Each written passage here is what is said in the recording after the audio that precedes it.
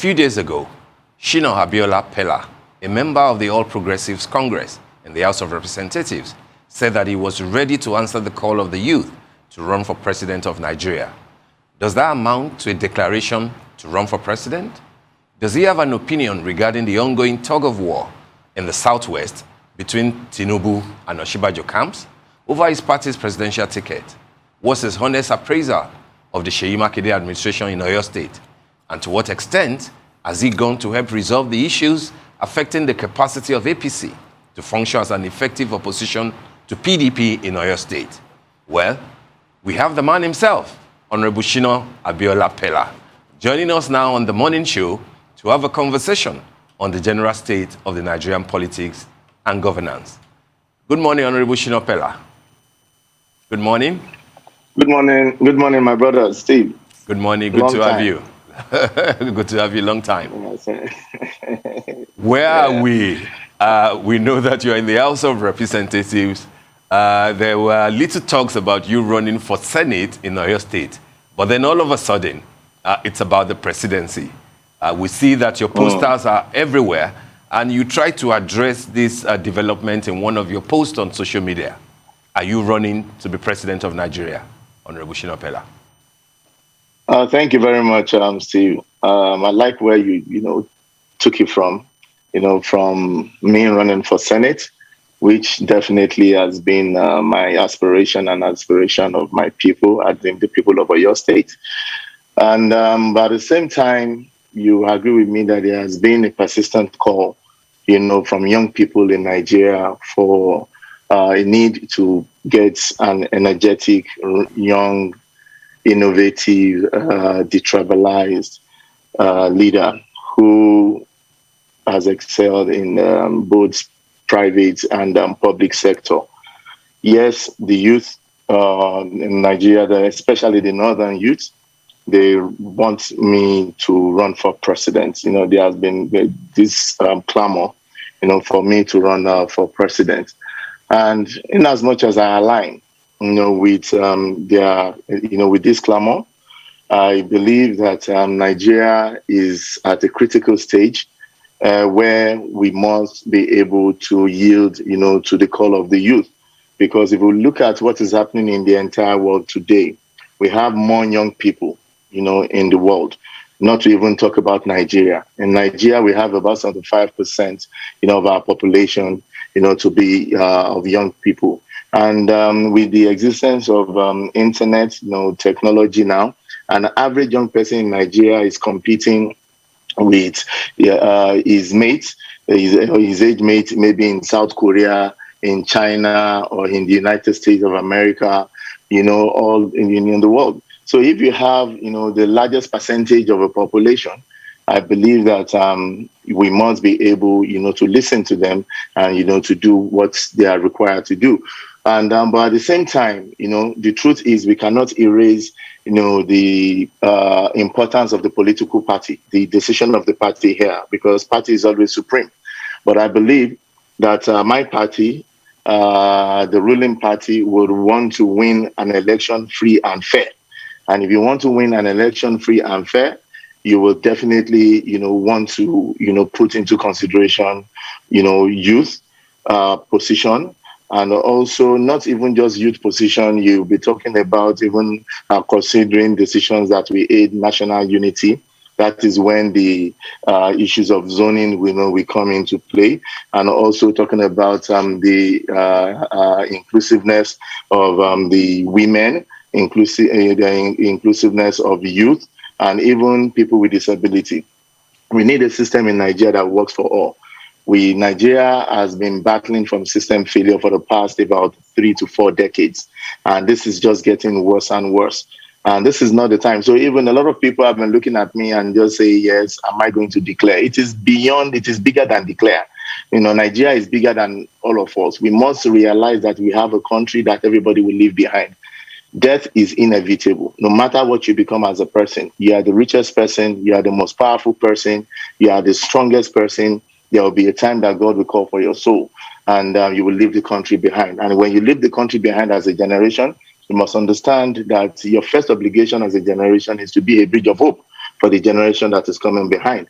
So as a young person that I am now, it is now left for me, it is a hard decision for me. But I know that great leaders in life, do take hard decisions, and definitely they make sacrifices to that will affect the lives of the people, that's around them. I'm sure if you've been following me within the last 2 years, you'll see that I've done a lot of youth engagement and youth empowerment across Nigeria, understanding that we have to develop a new generation of leaders in Nigeria.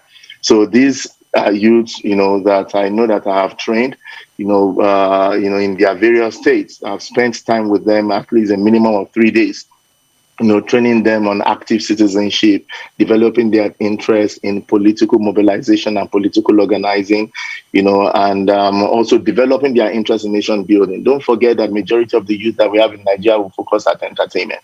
And in Nigeria today, I know that, me coming from the entertainment background, I've been able, to divert their attention to nation building. So as, for the political party, the political party will want to make sure that they consider these very, very important points that I have laid down, and which of course should go in the direction of the youth. And as politicians, we must understand the importance of sacrifice. The system, we've complained, people have been complaining before now that is in the system is suffering from failure. And as far as bad as that is, an average politician enjoys benefit more from that system failure. Right. I just joined it in 2019, and in 2019 till now, my salary has not been delayed. People's salary have been held. People are going through strike from school and everything like that. So if people want to sacrifice, you should be these politicians for the peace of the nation. All right. I'm just going to ask you again. Are you going to yield to their call? Are you going to declare? Would you run for the highest office of the land? It's just a yes or no answer. Yeah, from what I said, but what I said to you is a yes with what I said to you. But I'm just only telling you that it is bigger than me. So this is a declaration. You are running, focus on individual, and you will be running under the platform of the APC. Now you are going to be 46 in May. Is that correct? So are you about to purchase your nomination form, because you have to do that early? You're going to be above 45, and party has pegged the nomination form at 100 million naira. Can you afford that? Yeah, I get you, and this is one of the important factors here. And one of the reasons why I believe that I do not have an opportunity, I don't have a choice than to take, this decision and the sacrifice, because of the people, that are around me, is the fact that I'm 46 now. By next year, I'll be 47, inshallah. And if you have a president and spends 8 years in office, I'll be 55. So at 55, I don't see myself leading any peaceful revolution in Nigeria. So I see that this is like a lifeline, opportunity for me if I really want to stand, and defend, the interest of my generation. So, but from like I said, my first ambition is to contest, for Senate, and this pressure is just coming from the youth across the nation for me to contest for president. And I still got a call from them yesterday telling me that with Lead Generation alone, Lead Generation has a membership strength of about 1.5 million members across Nigeria. So I was even talking to one of the state coordinators from Gombe State yesterday, telling me that they are putting themselves together to have, each and every one of them to contribute a certain amount, maybe 2,000 naira or 5,000 naira, and that will be around just maybe less than 25,000 to 50,000 people from a 1.5 million strength structure that we have. So it's possible. It is not something that I will just do by myself. If I'm doing this for my generation. And I must be able to see that my generation is standing up, for us to give the fight, whether we like it or not. The first obligation of every generation is to be the bridge of hope for the generation coming behind. The generation before us has failed us. we cannot afford to pass that baton of failure to the people coming behind. So it's a responsibility, and I would not shy away from my responsibility. But at the same time, I don't want to be seen as an overambitious, person that does not know what he wants. I came into politics purposely to defend my generation, to fight, for my generation. And I believe that is how it should be, because this is the generation that can change things, that can change the face of things in Nigeria.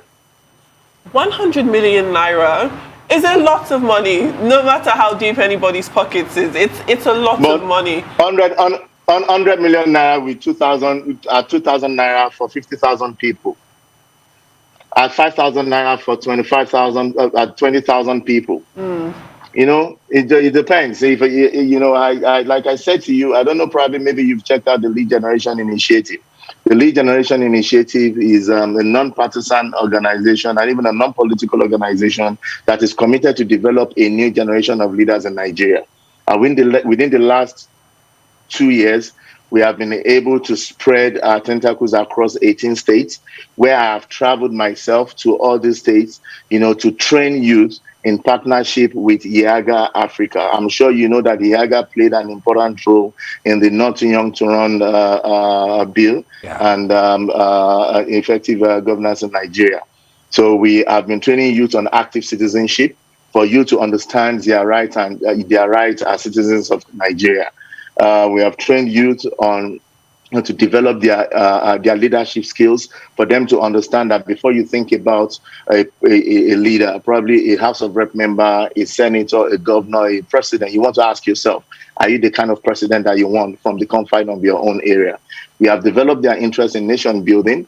We have taught them how to position themselves and on political mobilization and political organizing. And today we have trained 1,700 young people in Nigeria. And these 1,700 people have trained over 100,000 because we adopted the train-the-trainer model. So we have the structure there, that even today, when I say to them that I'm running for Senate in my state, they begin to look at me that I've been in the same room with them, and I've told them what a good leader should be, that a good leader must be able to sacrifice for the people around them, and a good leader should be able to take responsibility. And whether we like it or not, our country is suffering from system failure. We cannot say that that we have not seen good politicians in the past. But the reason why they have not achieved the change that they want in Nigeria is because they keep fighting the present reality. If you want to create change, you have to create a new system and make the existing system obsolete. And this is the only way that you can. I don't think I even got to land on my question before you continued. I had started in talking about how 100 million naira by any measure is a lot of money.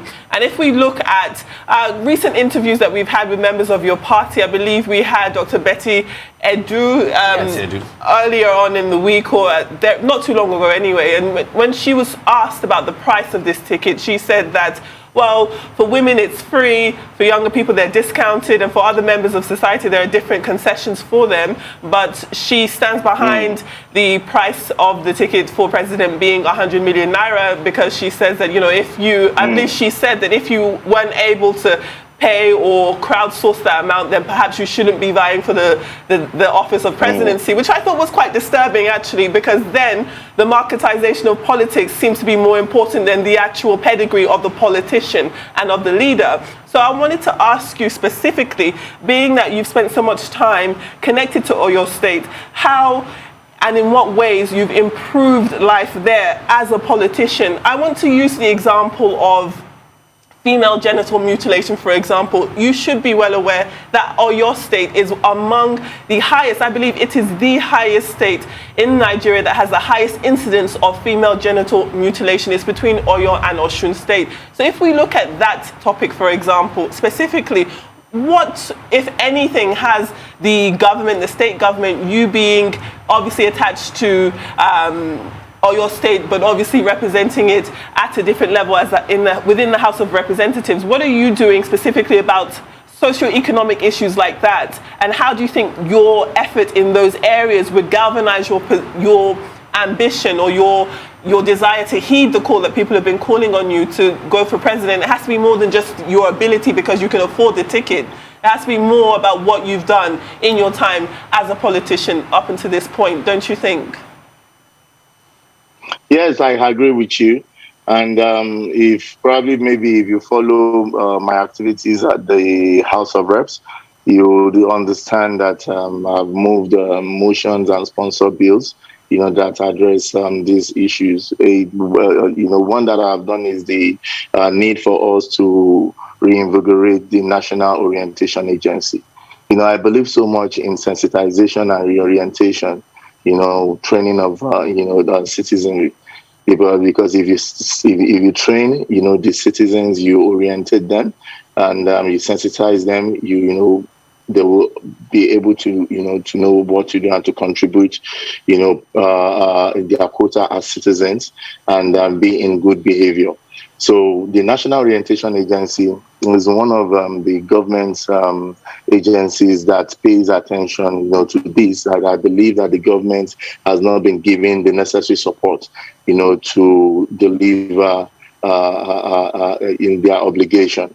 So I moved the motion, and then on this is the resolution of the motion is to fund the National Orientation Agency more, so that at least they can be able to use the 774 structure that is spread across all the local governments that they have in Nigeria. Also, if you follow, I moved the motion on the need to tackle the scourge of rape. And the resolution for this motion was actually for the government to issue a sexual offenders register, which has been approved and is in practice as we speak. All right, Honorable Peller, we're running out of time, but I thought that I need to ask you this. I, of course, salute your courage, in wanting to run to be the president of Nigeria. But two quick things, because we're almost out of time. One is do you stand a chance at all where we have the national leader of the party, Asiwaju Bola Ahmed Tinubu, a sitting vice president, about 2 or 3 ministers, and the like, also wanting to succeed President Muhammadu Buhari? Or would there be the likelihood that you might dump the APC for another party to actualize your dream? But more importantly, the second leg of it is some other people might think that this is a tactical way for you to, if you like, ease yourself out of the pressure and the tension, given the long-drawn battle that you have had with the leadership of the House of Representatives. People say that you do not see eye to eye with the Speaker of the House of Representatives, your brother, Honorable Gbajabiamila. And then the fact that even in Oyo State, where you were hoping to run as senator, it looks like Seyi Makinde has completely taken over the landscape there. And what more can we say about that, other than the fact that just lately, one of the key guys in APC, Mr. Tegbe, who is one of the governorship hopefuls, has now decamped, as we learned, to PDP in order to run as a senator. Could this therefore be your own way of saying, let me attempt to go for the presidency, and if it does not fail, at least I will have tried, and I can go back to Quilox?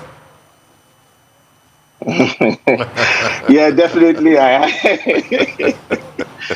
Yes, definitely that's a good thing when you have a second address. And it's a very good one when you have a second address. But like I said, as a leader, you must understand the importance and the ability, to sacrifice and, to take responsibility. This is on is on these two notes that begin to align myself and even the present situation of the world, that align myself with the clamor, of the young, of the young people for a paradigm shift. I came into politics purposely in 2019 for 3 things. The first thing is to achieve a new Nigeria, because I know that we have a Nigeria that is not working, that people have been struggling with, and we need to develop a new system. They say, the second thing is to achieve a paradigm shift. And the third thing on my agenda is to put a system in place that can hold, office holders, politicians, leaders accountable. So these 3 things, if I achieve it without being anything in life, in politics, wallahi, I am fulfilled as a person, because I know that my children will meet a Nigeria that, they'll be proud of. So, but on the side of our leaders that are contesting for the number one seat, Asiwaju Bola Ahmed Tinubu, is our national leader. Is a father to me, and I believe that he possesses all the qualities that someone that can occupy the position has. He has wisdom, he has experience. And so on the other hand, for the VP as well, the VP, has been playing an important role, in this present government. And I'm sure as the vice president, he will have the opportunity to see, the lapses in the government. And if he's given that opportunity, he'll be able to do that. And he's more vibrant. But I'll continue to say again and again, we cannot continue to do things the same way and expect different results. Well, on that Nigeria doesn't need a messiah. Well, on that Nigeria note, doesn't need a unfortunately, messiah. we don't have much time. We've run out of time, Mr. Peller. Thank you very much for joining us on the program this morning. And we wish you good luck.